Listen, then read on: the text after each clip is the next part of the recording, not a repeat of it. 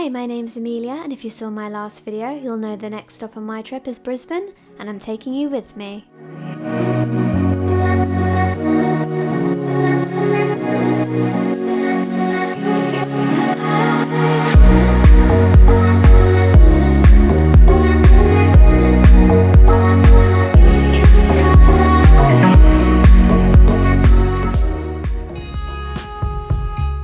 So if you've seen my previous video, you will know that I am now travelling from Melbourne to Brisbane. I was a bit more excited for Brisbane because the weather in Melbourne was too close to England and I needed me some heat and humidity. So we're just waiting for our flight to Brisbane and the board is showing that it's cancelled. But the people at the front are telling us it's still running, it's just a little bit delayed. So let's see what happens. My flight did eventually leave, but boy do Virgin Australia keep you on your toes. Every single one of my inter-country flights with Virgin Australia, and pretty much all of them ended up being delayed. Just arrived in Brisbane, and the weather is so much better. Now, as always, I like to tell you the truth about all the hotels that I stay in, and for this portion of the trip, I chose to stay in the Sebel in Brisbane. Now, the location is really great. You could get anywhere that you wanted to super easily, but would I stay here again? No, I wouldn't. The rooms were in serious need of a deep clean and a refurbishment, and it felt kind of like I was staying in an old musty business hotel. The view from the balcony though was really nice. I didn't really care too much about the room though because I wasn't going to be spending a lot of time there, but still, if I ever came back to Brisbane, I'd probably stay somewhere else. Before unpacking, I headed straight to Brisbane Botanic Gardens.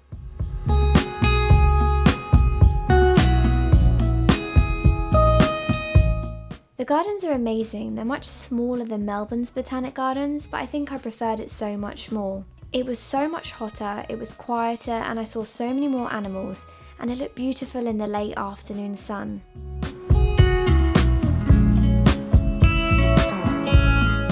I always prefer it when it's a bit more rainforesty, but that's just a personal preference. I also really love the colours of the foliage and the flowers, and the gardens actually give you a really nice, beautiful view of the city.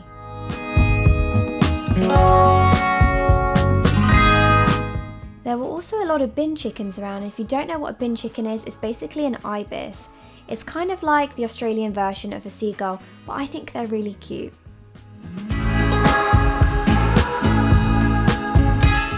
I also went for a little wander to see the city at night.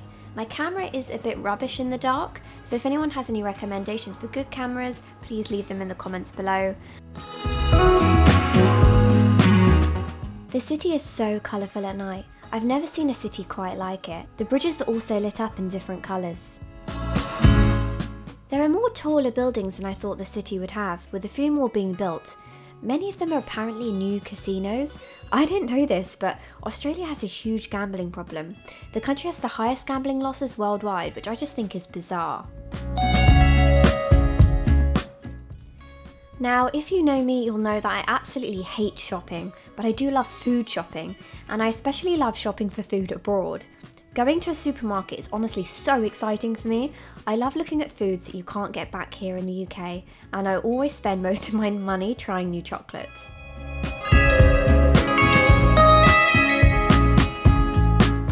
I've kind of got my voice back, not quite. The weather here is really hot and humid, so it's actually lovely. It's also supposed to rain quite a lot the next few days, which is a bit disappointing, but we're still going to go out and explore the city. So my first stop was to get some breakfast and also try some Australian coffee. Can you believe I've been in Australia for over a week and I hadn't had a cup of coffee?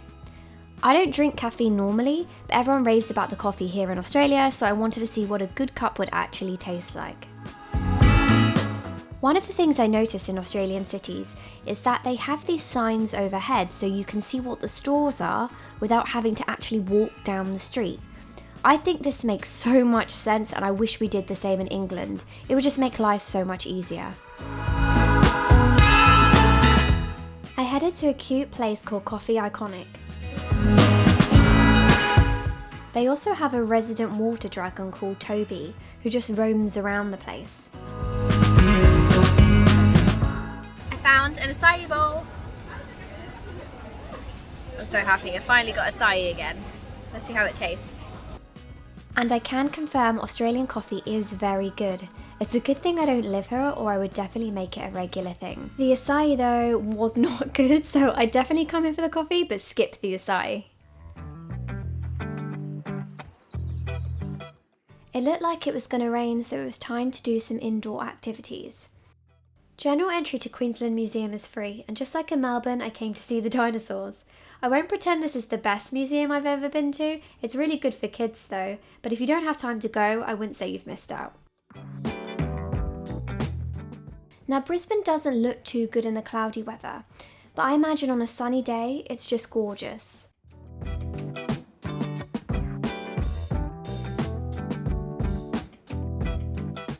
Brisbane honestly seems like such an amazing place to raise a kid. Everything here is just child friendly. There's also a lagoon in the middle of the city. It's probably full of pee, so I wouldn't go in it, but it's a really nice thing to have for children. It's just such a family friendly place.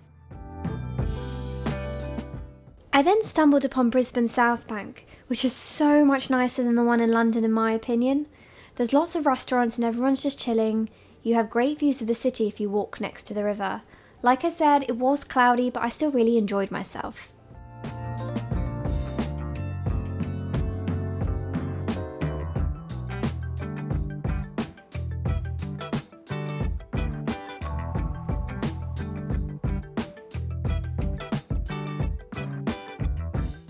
He's making me stop for every single lizard that we see.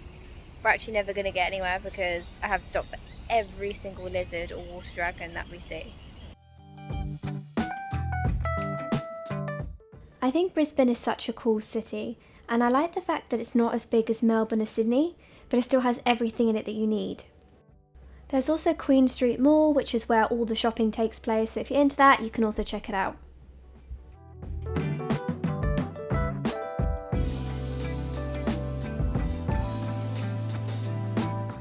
It's another rainy day in Brisbane, and today we're heading to Australia Zoo. I'm kind of gutted about the weather, but at the same time I feel like if I'm going to the zoo and I'm going to be outside all the time, it's probably better that it's raining and overcast than if it was really sunny. Getting the train to Australia Zoo is super easy to do, and also super cheap when you compare it to ticket prices in the UK. I also passed the Glasshouse Mountains on the way up to the zoo, and I've been really sad that I didn't have enough time to visit, but maybe next time. The zoo will pick you up from the station and take you to the park on a free shuttle, which should take around 3 minutes.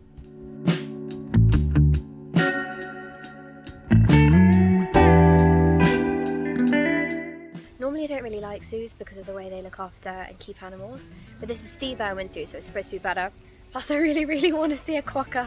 So normally you can only ever see them on Rottnest Island, and I don't have time to go there, so I'm really hoping I get to see one today. The zoo is over 700 acres, and despite visiting so close to Christmas, the zoo was actually really quiet. There are so many animals to see at the zoo, and they are all looked after really well. The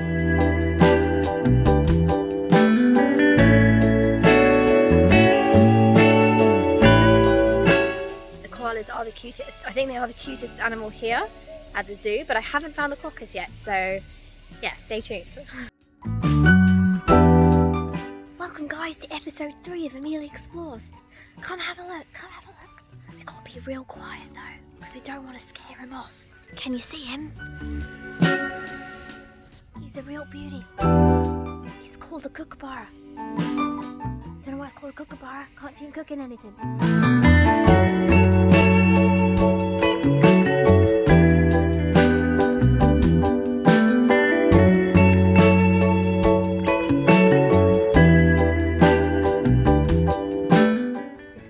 Lizard. I'm going to name this one Pedro.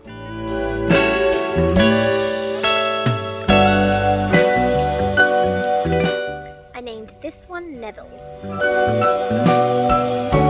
I finally found the quokkas and they're asleep. Found one! Please turn around. Bro, please turn around. What's your... Is this an echidna? This is a quokka. Quokka as well. Dude's just woken up from his late night and now he's just having a shower. I I honestly had a great time at the zoo, and again, it's a really good place to take kids. Also, be sure to check out the live arena where they do live shows with animals, because that was also quite interesting to see.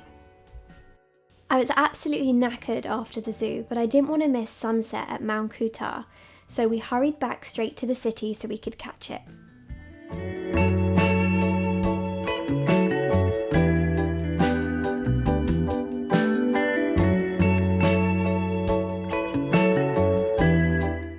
So this evening we've come up to Mount Coot-Tha, which I think I pronounced that right, hopefully I did. You can do a hike all the way up to the top, but because we were running late and we've just come back from Australia Zoo, we were so tired, so we just managed to get a taxi all the way up, and hopefully we'll be here and we'll be able to see sunset too. Was it busy? Yes. Was it worth it? Oh my god, so much. It's such a romantic spot as well. I understand why it's so popular. I saw quite a lot of people with picnic blankets and food who are probably on dates. I'm not gonna lie, if a guy took me here on a first date, I would be quite impressed.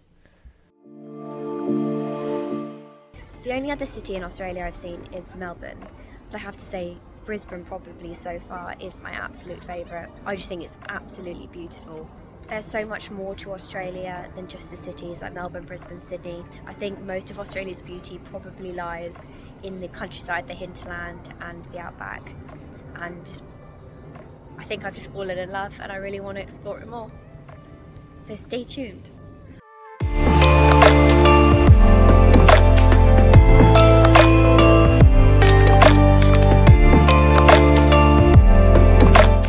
Sunset here is absolutely phenomenal, and the great thing about it is that there's two different angles. On one side you have the city, and then on the other side you have the hinterland.